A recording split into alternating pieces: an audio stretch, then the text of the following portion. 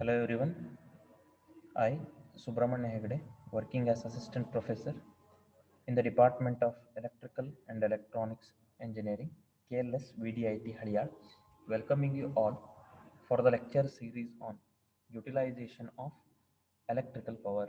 Subject code is 17E 742 for 7th semester, module number 3 and lecture number 26. Today I am going to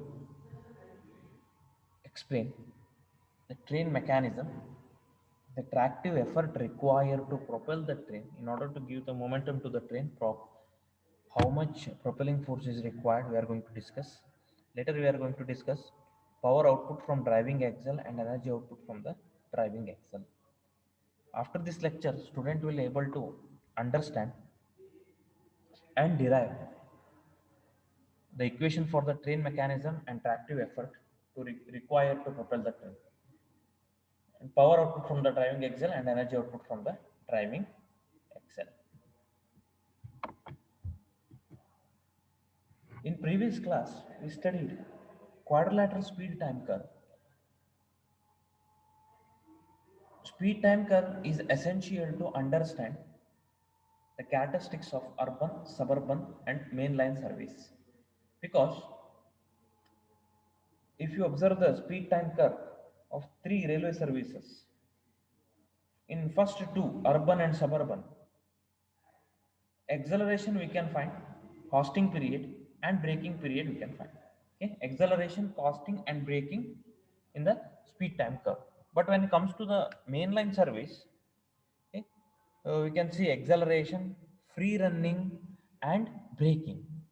Okay, acceleration, free running, costing, as well as braking. To analyze the mainline service, already we studied trapezoidal speed time curve. Their acceleration constant, braking constant is considered alpha beta values. We calculated the VM as well as distance covered by the train by calculating the area under the trapezium. For suburban service and urban service, quadrilateral speed time curve we need to use. There, there are two speeds, maximum speed V1 and the another speed V2. V1 means the speed at the end of the acceleration period or the starting time of the costing period. Then V2 is less than V1 because V2 means speed at the end of the costing period or the beginning of the braking period. Okay, why V1 is maximum? Train is accelerated and reaches to the maximum speed. Later the supply is cut off from the train and the train is continuously moving, it utilizing stored kinetic energy in it. Okay, there is a friction between wheel and the track. Okay, that's why the V1 is gradually reduces. Already we studied, if we observe the quadrilateral speed time curve, V1 is gradually reduced. Here, this is V1, okay, and if we, this is V2, or V2, okay. So this speed here, because of the friction, speed is gradually reducing. Okay, there is a wear and tear between the wheel and the track. So quadrilateral speed time curve, in order to find the characteristics, we need to find V1 value, V2 value by knowing the alpha, acceleration constant, costing retardation beta c, and braking retardation beta. Okay, and we solved the numerical examples related to the quadrilateral as well as trapezoidal speed time curve. There we calculated actual time of run, scheduled time, scheduled speed, distance traveled by the train, then maximum speed, V1, V2, beta, beta C, and alpha values by using standard formulas. Okay. While solving the problem, we converted distance kilometer to meter because in derivation also we follow the same thing. Then if we take distance in distance in meter, time must be in seconds. Then Alpha and beta c value must be in meter per square seconds, where velocity of speed Vm, Va, V1, V2, okay, or Vsch must be in meter per second. Okay. Both T1, T2, T3, TSH, TS must be in seconds, where K is unitless. So these are the topics covered in previous class.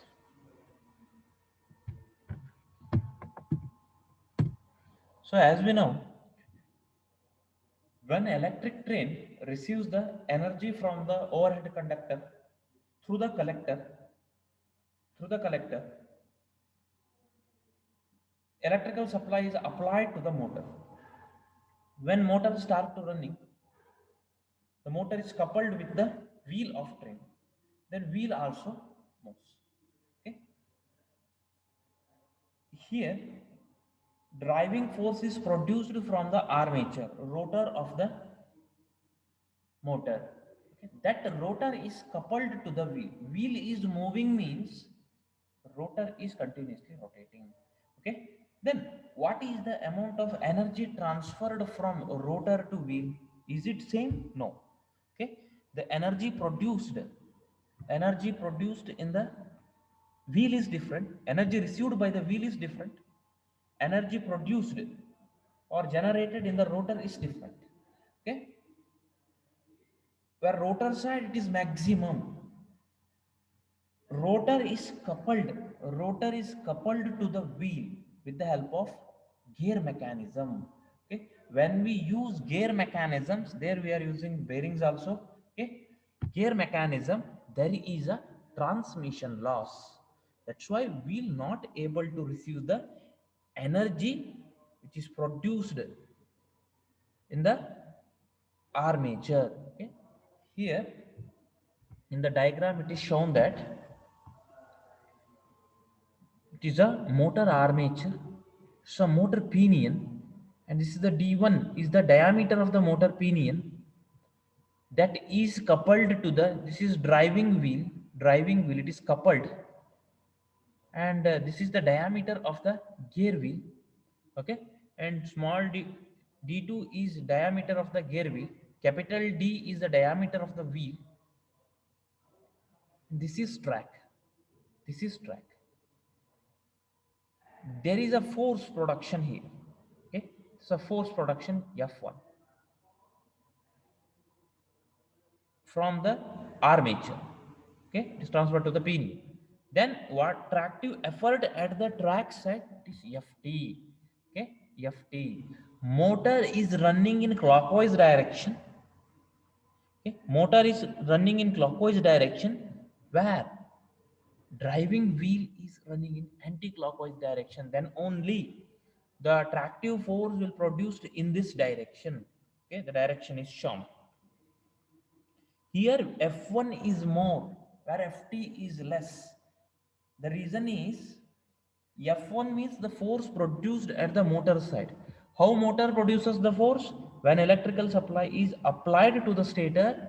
Okay, there is a, if we take the three phase induction motor, there is a rotating magnetic field creates, and rotor cuts all the magnetic flux, and the rotor is a closed path short circuiting of a conductor. Current induces in that conductor according to the, according to the Faraday's law.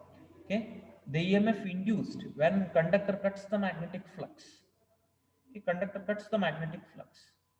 According to the Fleming's left hand rule, whenever a current carrying conductor placed in a magnetic field, placed in a magnetic field, it exerts the mechanical force. The conductor starts rotating.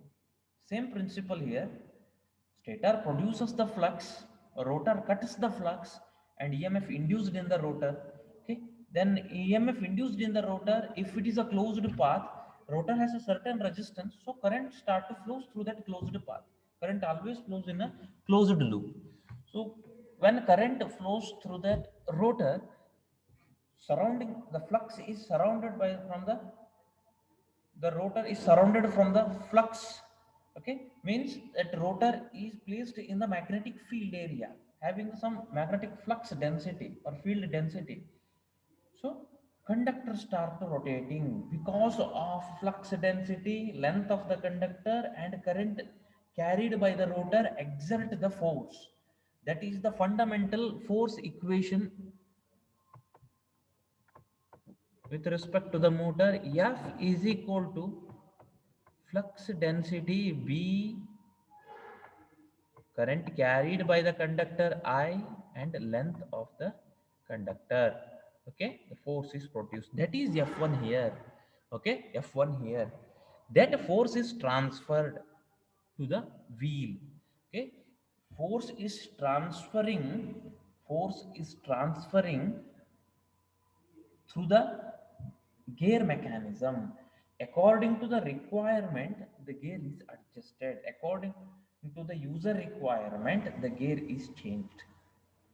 When the gear, the depending upon the torque and the speed, the gear is changed. Normally, lower gear more torque, low speed; higher gear less torque, more speed. Okay, more torque, less speed in lower gears, less torque, high speed in the subsequent gears.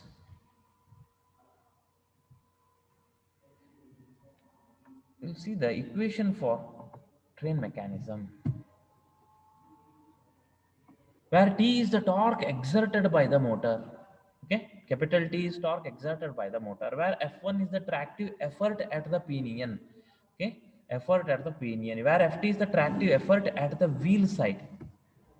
At the pinion side, it is at wheel side, where D1 and D2 diameter of the pinion and the gear wheel. Capital D is the diameter of the driving wheel, where neta is the efficiency of power transmission from motor to driving wheel. Ideal case it is 100%, but practically the efficiency is not 100%. So we need to take efficiency.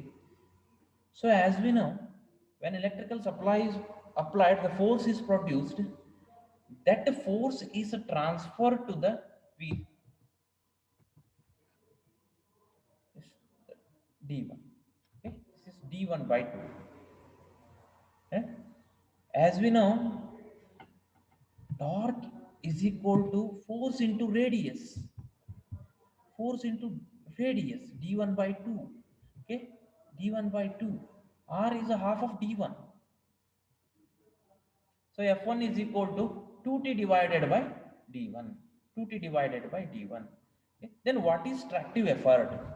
Here F1 is 2t divided by d1. But what about Ft? Here we need to take d2, d and the gear ratio. This is R is equal to R is equal to R, gamma is nothing but gear ratio. Another equation, T is equal to F into R, force produced, into radius. Okay, radius. For this example, here I took D1 by 2. If we take R1 as the radius, R1 is equal to D1 by 2, half of the diameter. So that's why F1 into D1 is taken. So tractive effort Ft is equal to efficiency of the transmission gear system multiplied by F1 D2 by D. D2 by D is nothing but gear ratio. Okay? What is D2 by D? So here I am substituting F1. So yeah, what is F1 value? 2t divided by D. By interchanging some values, here we got neta 2t divided by D, D2 by D1, where D2 by D1 is neta, D2 by D1 is gear ratio. Okay, so remaining one is 2 gamma neta D divided by D, D, T divided by D.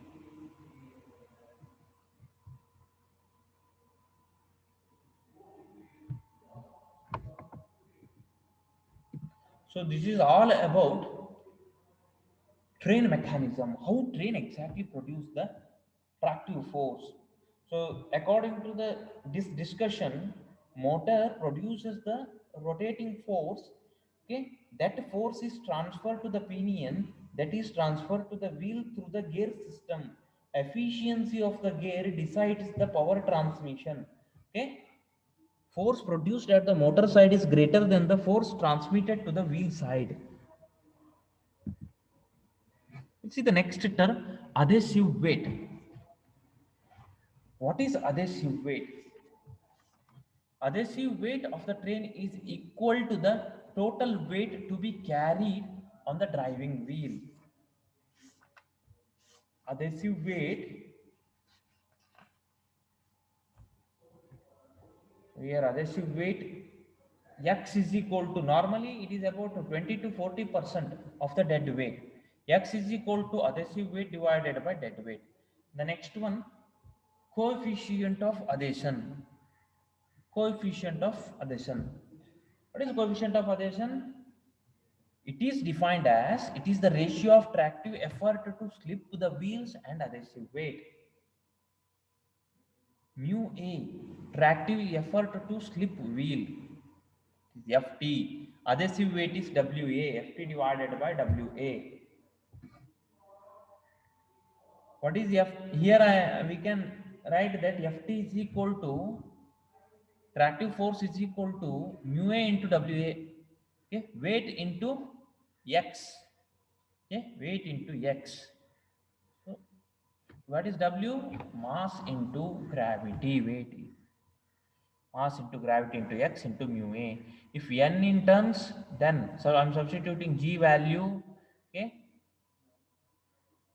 as we know, 1 ton is equal to 1000 kg. 9.8 is equal to 9800 mu A x m Newton.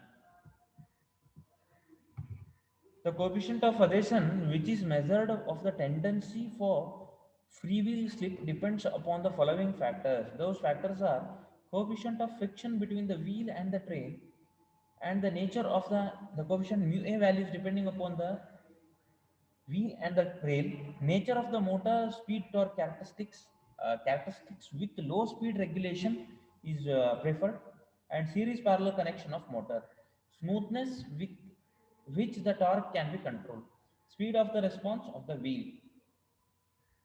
Here we can use another formula to calculate the number of axles, weight of the locomotive divided by permissible weight per axle, or it is the ratio of weight of locomotive to permissible weight per axles.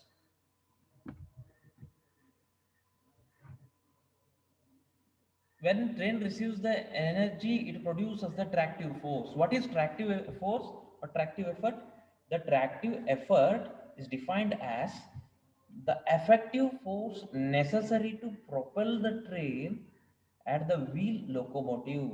Okay, effective force necessary to propel the train at the wheel locomotive. The tractive effort required for train propulsion is given by Ft is equal to Fa plus Fr for level track, Ft is equal to Fa plus or minus Fg plus Fr for gradient involved. Then what is Ft? It is tractive effort. Fa, force required for giving linear acceleration to the train. Force required to overcome the gravitational effect is Fg. Fr is force required to overcome resistance to the motion of train. Okay. So Fa, Fg, Fr. We'll see Fa. What are the factors affecting on Fa? As we know, train is in rest position when electrical supply is applied. Train start to moving. Train motor start to have moving. Motor has some inertia. First, it has to overcome the inertia. Then it take the load. Okay. If m is the dead or stationary mass of the train in tons or kgs, whatever, and alpha is the linear acceleration. As we know, force is equal to mass into acceleration. Here, force required for acceleration, Fa is equal to mass into acceleration constant. Owing the fact that a train has rotating parts like wheels, axles, motor, armature, and gear, etc. It is effective to accelerating mass ME is more than 8 to 15% than the stationary mass. Here we took M is the dead mass. Okay. Some rotating parts are there. Rotor, gear wheels, pinion, wheel. Okay. These are rotating part. That mass is not considered in M. So it is considered in ME. ME includes rotating mass. It is slightly more than 8 to 15% more than the dead mass. If ME is now FA is equal to ME. So these parts need to be given angular acceleration at the same time as the whole train is accelerated in linear direction. Hence, force required for acceleration is equal to rotating mass ME into alpha. If ME in kg, mass in kg, alpha in meter per square second, then FA is equal to m small m into alpha Newton. If ME is in terms alpha in km kilometer per hour per second, then converting them into absolute unit, so FA is equal to 1 ton is equal to 1000 kg, 1000 into ME. Okay, kmph is converted into meter per second by using 1000 divided by 3600. So finally we got 277.8 alpha into M in Newton. Okay, so now FA is equal to 277.8 alpha into ME. The next one, if there is a gradient, we require additional force. How much force is additionally required? That is called as Fg, or to overcome the gravitational. For gradient, we require more force. For down gradient, force is not required, because in down gradient, train is freely moving. Okay, it is not drawing additional energy to overcome the gradient. Okay, so up gradient we require more force. Here I am taking an example. Okay, the train is moving in this side, this is a gradient.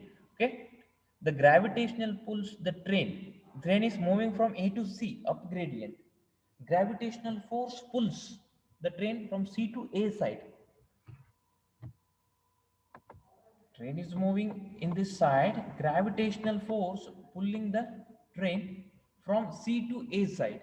Okay, because train has a definite mass. So this is elevation. Okay, this is elevation. Here this is theta. Here I'm considering A to C. This is a track distance along the track. AC is nearly equal to AB. This is elevation. Okay, here FG, here Fg is equal to W into sine theta, where mass is equal to, where weight is equal to mass into gravity, mg into sine theta. That what is sine theta? That is our gradient. For this triangle, sine theta, here I am theta is shown, where sine theta is elevation BC. For ABC triangle is elevation divided by distance along the track. Elevation BC divided by AC. Okay, so gradient, percentage gradient is equal to 100 into sine theta. Sine theta is BC by AC, elevation divided by distance along the track. Then what is 100 sine theta, percentage gradient? Okay, what is the rise in height for the 100-meter distance? Okay, 100-meter distance. For example, if gradient is 1%, means for 100 meter, for 100 meter there is a rise in the track level is only 1 meter. Okay, if AB is 100 or BC is 1 meter, then we can say gradient is 1%. Okay, 100 into sine theta. For 100-meter track length, what is the rise in the elevation? That is percentage gradient. By substituting the value, sine theta value here, sine theta is equal to G divided by 100, where G is, capital G is different, gradient, small g is 9.8, 9.8 divided by 100. Finally, we got the formula. If M is in kg, Fg is equal to 0.098 mg. If M in tons, then Fg is equal to 0.098 kg is ton is converted to kg 1000 mg, so 98 mg newtons.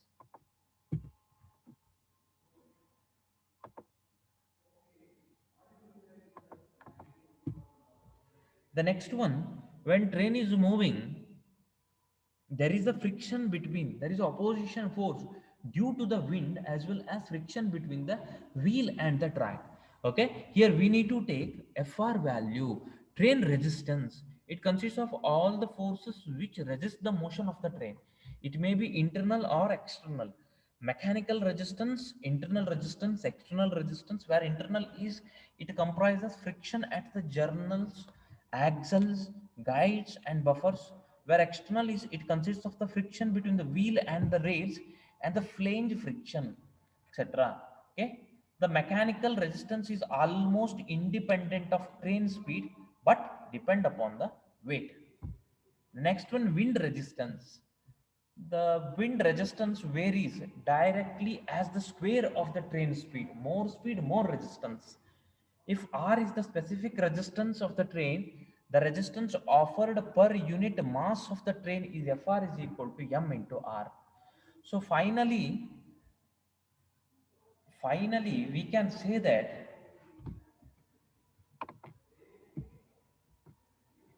finally we can conclude that the force required, tractive force required for level a track, this is me into alpha, this is total me into alpha into 277.8, 277.8, okay, plus m into r, m into r for level track. If gradients are involved, then we need to add plus or minus 98 mg. Okay, 98 mg. In this formula, mass in tons, mass in tons, r in newton per ton, alpha in km phps, where g is 100 meter per, where in meter per 100 meter of track length. Positive sign for up gradient, negative sign for down gradient.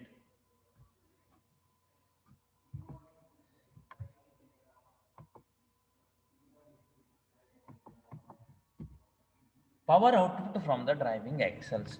As we know, when train receives the power, trains produces the tractive effort.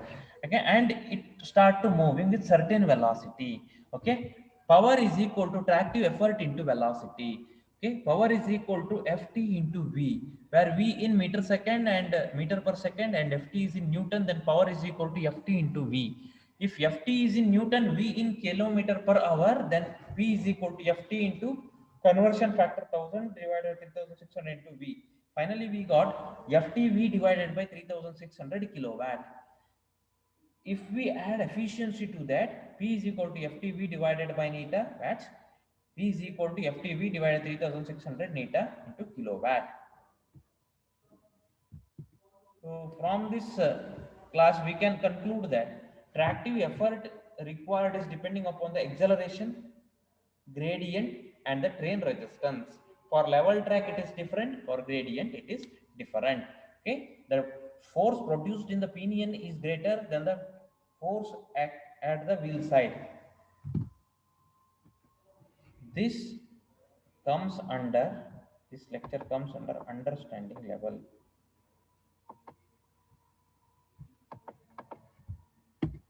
These are the references. Thanks for watching this video. Thank you one and all.